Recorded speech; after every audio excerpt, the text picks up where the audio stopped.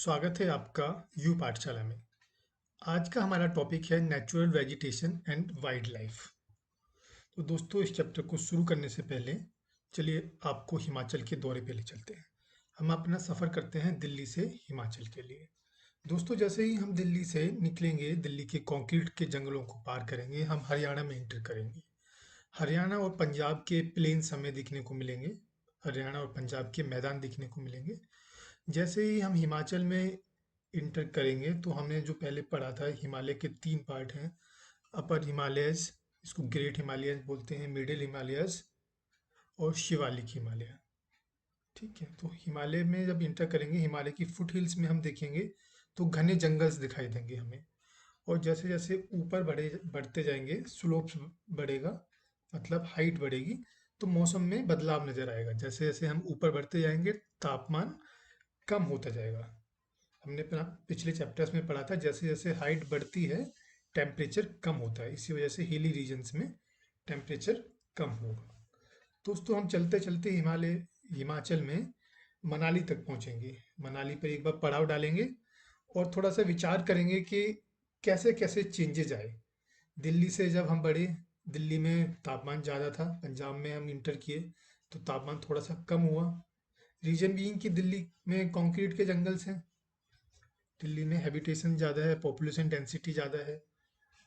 वैसे हमने पढ़ा था पहले भी कि जहाँ पे कंक्रीट का स्ट्रक्चर ज़्यादा होता है तापमान ज़्यादा होता है, और जहाँ पे हरियाली होती है तो तापमान कम होता है। ठीक है, तो पंजाब में इंटर किया तो तापमान थोड़ा कम हो गया, लेकिन पंजाब से जैसे हम हिमाचल की तरफ जा रहे हैं तो हिमाचल में हाइट बढ़ रही है। हाइट बढ़ते ही टेम्परेचर और ज़्यादा कम होगा। और फॉरेस्ट में भी हमने देखा कि दिल्ली में तो मतलब ना के बराबर ही फॉरेस्ट है, मतलब पेड़ पौधे ना के बराबर हैं। पंजाब में थोड़ी सी हरियाली दिखी हमें, लेकिन हिमाचल में एंटर करते ही हरियाली अचानक से बढ़ गई। हरियाली क्या बढ़ गई, हमने मतलब देखा कि वहाँ पे जंगल दिखाई देने लगे। ठीक है, मनाली में भी देखा तो हमने वहाँ पे फॉरेस्ट हैं अच्छे खासे। तो मनाली से जैसे जैसे हम ऊपर और जाएंगे, जैसे रोहतांग पास की तरफ जाएंगे, तो हम देखते हैं जो पहले हमें जो दिख रहे थे घने पौधे, घने पेड़ दिख रहे थे, वो कब पेड़ कम होते जाएंगे। और देखेंगे हम आगे कि स्नोफॉल दिखता है हमें, स्नो कवर्स चट्टानें दिखती हैं। और जो हमारे फॉरेस्ट थे उसकी डेंसिटी भी कम होती जाती है।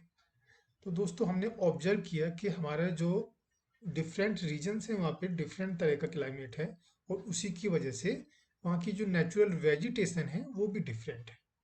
ठीक है, तो ये हमने कंक्लूड किया कि हमारा जो क्लाइमेट है हमारी नेचुरल वेजिटेशन को गवर्न करता है। ठीक है, तो चलिए शुरुआत करते हैं आज के चैप्टर में। दोस्तों, नेचुरल वेजिटेशन को हम बेसिकली 3 ब्रॉड कैटेगरीज में डिवाइड कर सकते हैं। फर्स्ट कैटेगरी है हमारी फॉरेस्ट, सेकंड है ग्रासलैंड्स, और थर्ड है shrubs. Forest grows where temperature and rainfall are plentiful to support a tree cover. Temperature भी ज़्यादा है और रेनफॉल भी अच्छी खासी है। ठीक है, वहाँ पर फॉरेस्ट ग्रो करते हैं। Depending upon these factors means temperature और रेनफॉल पे depending dense and open forest are grown. Means dense forest और ओपन फॉरेस्ट ये डिपेंड करते हैं टेम्परेचर कितना है और रेनफॉल कितनी है। जहाँ पर रेनफॉल ज़्यादा होती है वहाँ मिलते हैं हमें डेंस फॉरेस्ट, और जहाँ रेनफॉल कम होती है वहाँ मिलते हैं ओपन फॉरेस्ट। ठीक है, इन दोनों ही केसेस में ग्रासलैंड और श्रब्स से ज़्यादा ही रेनफॉल होती है। नेक्स्ट बात करते हैं ग्रासलैंड्स की। ग्रासलैंड्स उस रीजन में होते हैं वहाँ पे मॉडरेट रेन होती है। मीन्स जहाँ फॉरेस्ट होते हैं उससे तो कम होती है और श्रब्स रीजन से ज़्यादा होती है। मॉडरेट रेनफॉल होती है वहाँ पे हमें ग्रासलैंड्स मिलते हैं। और श्रब्स, श्रब्स मीन्स झाड़ियाँ, थॉर्नी श्रब्स कांटेदार झाड़ियाँ and scrubs grow in the dry region, जो सूखाग्रस्त रीजन है, जैसे रेगिस्तान का जो रीजन है हमारा, राजस्थान का जो रीजन है, वेस्टर्न राजस्थान बेसिकली, तो वहाँ पे हमें श्रब्स मिलती हैं। ठीक है, चलिए आगे बढ़ते हैं। चलिए, तो पहले हम बात करते हैं ट्रॉपिकल एवरग्रीन फॉरेस्ट्स की। These thick forest occur in the region near the equator and close to the tropics. देखो दोस्तों, हमने पढ़ा था अर्थ के बारे में, ये हमारी अर्थ है। ठीक, this is equator, this is tropic of cancer and this is tropic of Capricorn. तो हम क्या कह रहे हैं, these forest occur in the region near the equator and close to the tropics, means इस रीजन में होते हैं। ठीक है, these forest are also called tropical rain forest. Tropical rain forest भी बोलते हैं। क्यों बोलते हैं इन्हें रेन फॉरेस्ट? क्योंकि जिस रीजन में ये होते हैं that region are hot and receive heavy rainfall throughout the year. ठीक है, पूरे साल यहाँ पे अच्छी बरसात होती है, इसी वजह से इनको ट्रॉपिकल रेन फॉरेस्ट बोलते हैं। ट्रॉपिकल इसकी लोकेशन के हिसाब से, और रेन फॉरेस्ट इसलिए क्योंकि साल भर यहाँ पे बारिश होती है। As there is no particular dry season, कोई भी ड्राई सीजन नहीं होती क्योंकि साल भर बारिश होती है। The trees do not shade their leaves all together, इनके जो पत्ते हैं कभी भी नहीं झड़ते हैं साल भर में। This is the reason they are called evergreen forest. ठीक है, तो क्लियर हो गया। ट्रॉपिकल क्योंकि ट्रॉपिक रीजन में है, एवरग्रीन क्योंकि पत्ते कभी नहीं झड़ते हैं, रेन फॉरेस्ट क्योंकि साल भर बारिश होती है। ठीक है, ये हो गया हमारी ये terminology. The thick canopies of the closely spaced trees do not allow the sunlight to penetrate inside the forest even in the day time. क्या कह रहे हैं कि इनकी जो थिक कैनोपी है वो सनलाइट को अलाउ नहीं करती ड्यूरिंग डे टाइम आल्सो, मतलब दिन के समय भी सनलाइट जमीन को नहीं छू पाती है क्योंकि इनकी जो थिक कैनोपीज हैं वो अलाउ नहीं करती। अब सवाल उठता है कि कैनोपी क्या होता है, तो ये भी समझ लेते हैं। ये देखिए, मान लीजिए कि ये पेड़ है, ठीक है, ये हमारा एक पेड़ है, ठीक है, ये इसकी तना है और ये ब्रांचेज है। तो this portion is called canopy. ठीक है, थिक कैनोपी, बहुत ही घनी कैनोपी से। ठीक है, इनकी वजह से सन की रेज नीचे नहीं आ पाती। जैसे एक ये पेड़ है और इसी के सराउंडिंग में दूसरा पेड़ होगा, ठीक है, दूसरा पेड़ होगा, पीछे इसके एक पेड़ और हो सकता है। ठीक है, तो बहुत ही ज़्यादा थिक फॉरेस्ट है। Hardwood trees like rosewood, ebony, mahogany are common here. ये सब प्लांट ट्रीज यहाँ पे कॉमन ट्रीज है। ठीक है, चलिए आगे बढ़ते हैं। आगे बात करते हैं tropical deciduous forest. Tropical means इसी रीजन में, ट्रॉपिकल रीजन में। डेसिडुअस क्या होता है? पतझड़, जहाँ पे पतझड़ हो इन फॉरेस्ट में। Tropical deciduous are the monsoon forest found in the large part of India, northern Australia and in central America. These regions experience seasonal changes, season के अकॉर्डिंगली चेंज होता है। मानसून, मानसून का हमने पढ़ा ही है कि मानसून तो एक पर्टिकुलर सीजन में आता है, गर्मियों के बाद मानसून की सीजन आती है और कुछ दिन तक रहती है, फिर रिट्रीटिंग मानसून होती है और उसके बाद में बारिश आ जाती है। तो जिन रीजन में ये होते हैं तो वहाँ पे सीजनल चेंजेस आते हैं। Trees shade their leaves in the dry season, जो गर्मी वाला सीजन है उस सीजन में इनके जो पेड़ हैं वो अपने पत्ते गिरा देते हैं टू कंजर्व वाटर। ठीक है, इसलिए नाम होता है इसका डेसिडियस फॉरेस्ट। ट्रॉपिकल रीजन में है, पतझड़ वाले पेड़ हैं, इसलिए tropical deciduous forest. The hardwood trees found in these forest are sal, teak, neem and sisam. और जो यहाँ पे प्राणी पाए जाते हैं, जीव जंतु पाए जाते हैं, वो tiger, lions, elephants, langurs, monkeys are the common animals of these regions. ठीक है दोस्तों, इसके साथ से हमने कवर कर लिया ट्रॉपिकल डेसिडुअस फॉरेस्ट। अब आगे बढ़ते हैं temperate evergreen forest. The temperate evergreen forest are located in the mid latitudinal coastal regions. Mid latitudinal coastal region, coast के आसपास पाए जाते हैं। मिड लैटिट्यूडनल मीन्स ये हमारी अर्थ है, ड्राइंग मेरी इतनी अच्छी नहीं है। ये हमारा इक्वेटर हो गया 0 डिग्री, ठीक है, ये हमारा नॉर्थ पोल 90 डिग्री और ये साउथ पोल ये भी 90 डिग्री। तो 0 से 90 का मिड क्या हो गया? 45 डिग्री। 45 डिग्री नॉर्थ और 45 डिग्री साउथ। इस रीजन में जो मिड लैटिट्यूडनल में रीजन में पाए जाते हैं, इस तरह के फॉरेस्ट को हम बोलते हैं टेम्परेट एवरग्रीन फॉरेस्ट। ठीक है, ये 23.5 डिग्री का जो ट्रॉपिक है, ट्रॉपिक के बियॉन्ड जो भी रीजन है उसको हम बोलते हैं टेम्परेट। ट्रॉपिक रीजन से पोल की तरफ का रीजन, ठीक है, यहाँ पे ट्रॉपिक ऑफ कैप्रिकॉर्न, इस तरफ का जो रीजन है, that region is known as temperate region. They are commonly found along the eastern margin of the continents, in southeast USA, South China and in southeast Brazil. Eastern side में पाए जाते हैं evergreen forest, क्योंकि western side में normally desserts होते हैं। Western side में ही desert क्यों होते हैं? That is because of cold currents. इसके बारे में डिटेल में हम बाद में पढ़ेंगे, लेकिन फिलहाल आप इतना ध्यान रखिए कि ज़्यादातर जो डेजर्ट हैं वो कॉन्टिनेंट्स के वेस्टर्न साइड में ही होते हैं। ठीक है, they comprise both hard and soft wood trees. Hard wood भी हो सकते हैं, सॉफ्ट वुड के ट्रीज भी है, like oak, pine, eucalyptus etcetera. ठीक है, चलिए आगे बढ़ते हैं। अभी temperate deciduous forest. Temperate region हमने समझ लिया, डेसिडुअस जो अपने पत्ते झड़ते हैं इनके साल में एक बार, इस तरह के forest. As we go towards higher latitudes, means last में हमने बात की थी मिड लैटिट्यूड्स की। मिड लैटिट्यूड से अगर हायर लैटिट्यूड की तरफ जाते हैं, higher latitudes means towards poleward. ठीक है, तो हमें टेम्परेट डेसिडुअस फॉरेस्ट मिलते हैं। बरसात कम होगी क्योंकि हम पोल की तरफ बढ़ेंगे। तो they are found in the north eastern part of USA, China, New Zealand, Chile and also found in coastal region of western Europe. They shed their leaves in dry season. Dry season में अपने पत्ते गिरा देते हैं, इसलिए deciduous forest. The common trees are oak, ash, beech etcetera. Deer, foxes, wolves are the animal commonly found. ठीक है, word like pheasants, monals are also found here. ठीक है, ये बात होगी हमारी टेम्परेट डेसिडुअस फॉरेस्ट की। चलिए अब बात करते हैं मेडिटेरेनियन वेजिटेशन की। मेडिटेरेनियन सी आपने नक्शे में देखा ही होगा। अगर बात करते हैं तो अफ्रीका से नॉर्दर्न पार्ट और यूरोप का वेस्टर्न पार्ट, इसके बीच में जो सी है that is Mediterranean C.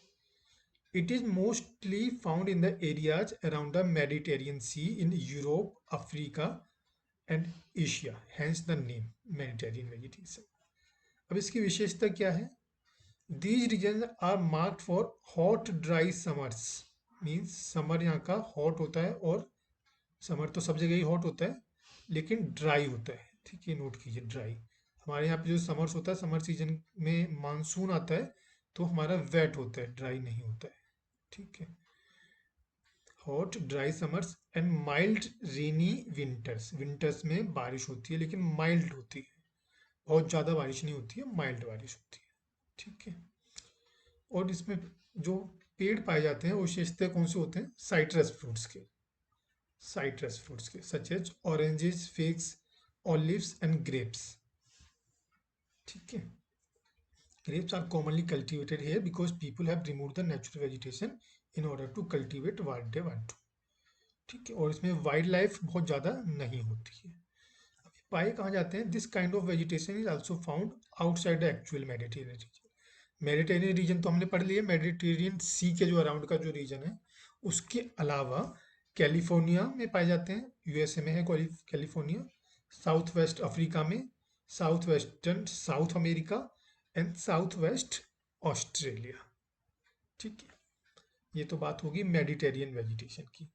Hot dry summer and mild rainy winters, ये इसकी पहचान है, और साइट्रस फ्रूट्स यहाँ पे होते हैं। ठीक है, अब बात करते हैं कॉनिफेरस फॉरेस्ट की, शंकुधारी फॉरेस्ट जिनको हम बोलते हैं। In the higher latitudes, higher means towards the pole, 50 degree to 70 degree. तो हमने क्यों नहीं बोला 90 डिग्री तक?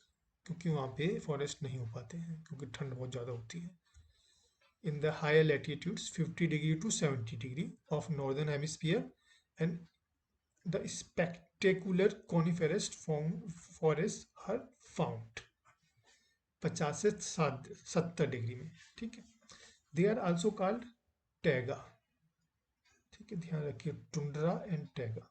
जो टुंड्रा रीजन है वो बिल्कुल पोलर के रीजन के पास, पोल्स के पास है, और पोल से हम साउथ वार्ड जाएंगे तो टैगा। तो कॉनिफेरस फॉरेस्ट का जो रीजन है उसको हम बोलते हैं taiga. These forest are also seen in the higher altitude. ठीक है, जो जो कंडीशन लैटिट्यूडनल पोजीशन की वजह से यहाँ पे 50 डिग्री और 70 डिग्री के बीच में है, वो सेम पोजीशन अगर हाइट बढ़ती है, तो क्योंकि हाइट बढ़ने के साथ में टेम्परेचर कम होता है, तो वो कंडीशन हायर लैटिट्यूड्स पर भी पाई जा सकती है। ठीक है, समझ गए। These forest are also seen in the higher altitudes. They are tall soft wood evergreen trees. पत्ते नहीं झड़ते हैं क्योंकि गर्मी का सीजन, समर सीजन यहाँ पे नहीं आता है, ड्राई सीजन नहीं आता है, इसलिए पत्ते नहीं झड़ते। The woods of these trees are very useful for making pulp which is use for manufacturing paper and newsprint. Match boxes and packing boxes are also made from soft wood. Chir, pine, cedar are the important variety of trees in these forests. Silver fox, mink, polar bear are the common animals found here. ठीक है, ये बात होगी coniferous forest की, शंकुधारी जंगलों की। अब बात करते हैं ट्रॉपिकल ग्रासलैंड्स की। जंगल पढ़ लिए हमने, अब बात करते हैं ग्रासलैंड्स की। ग्रासलैंड मीन्स चरागाह। ठीक है, ग्रासलैंड्स में चारागाह। अब ट्रॉपिकल ग्रासलैंड्स की बात करते हैं। Tropical grassland that means obviously tropic regions में, इक्वेटर के आसपास और ट्रॉपिक ऑफ कैंसर और ट्रॉपिक ऑफ कैप्रिकॉर्न के बीच में। These occur on either side of the equator and extends till the tropics. This vegetation grows in the areas of moderate to low amount of rainfall. Moderate क्यों बोला हमने, high क्यों नहीं बोला? अगर हाई होगी तो यहाँ पे फॉरेस्ट होंगे, ग्रासलैंड नहीं होगी। ठीक है, moderate to low amount of rainfall. The grass can grow very tall, about 3 to 4 meters in height. 3 से 4 मीटर तक हाइट हो सकती है इन ग्रासलैंड की। मीन्स 4 मीटर मतलब एक आदमी से दुगनी height. Savanna grasslands of Africa are of this type. Elephants, zebras, giraffe, deer, leopards are common in tropical grassland. Tropical grassland में ये एनिमल्स कॉमन है। डिस्कवरी चैनल में आपने देखा होगा, सवाना ग्रासलैंड को दिखाते रहते हैं अक्सर वो। जेब्रा, जिराफ, एलिफेंट्स, ये सब एनिमल्स हैं यहाँ पे। चलिए, ये बात होगी ट्रॉपिकल ग्रासलैंड्स की। अब बात करते हैं टेम्परेट ग्रासलैंड। टेम्परेट रीजन आप समझ ही गए, ट्रॉपिक्स के बाद का जो टुवार्ड्स पोल जो रीजन है that is temperate region. These are found in the mid-latitudinal zones and in the interior part of the continents. Usually grass here is short and nutritious. Grass यहाँ की शॉर्ट है क्योंकि बारिश और कम होती है ट्रॉपिकल ग्रासलैंड से। Wild buffaloes, bisons, antelopes are common in the temperate region. ठीक है, ये सब जानवर यहाँ पे कॉमन है। अब हमने फॉरेस्ट कवर कर लिए, ग्रासलैंड कवर कर ली। अब हम आते हैं थॉर्नी बुशेस के बारे में। These are found in the dry deserts like regions. Desert like region में पाए जाते हैं ये thorny bushes. Tropical deserts are located on the western margin of the continent. ठीक है, हमने पहले भी बताया था आपको, वेस्टर्न मार्जिन ऑफ कॉन्टिनेंट में डेजर्ट पाए जाते हैं ज़्यादातर। क्यों पाए जाते हैं? क्योंकि कोल्ड करंट फ्लो करते हैं यहाँ से। अब जैसे ये हमारी अर्थ है, ठीक है, ये इक्वेटर है।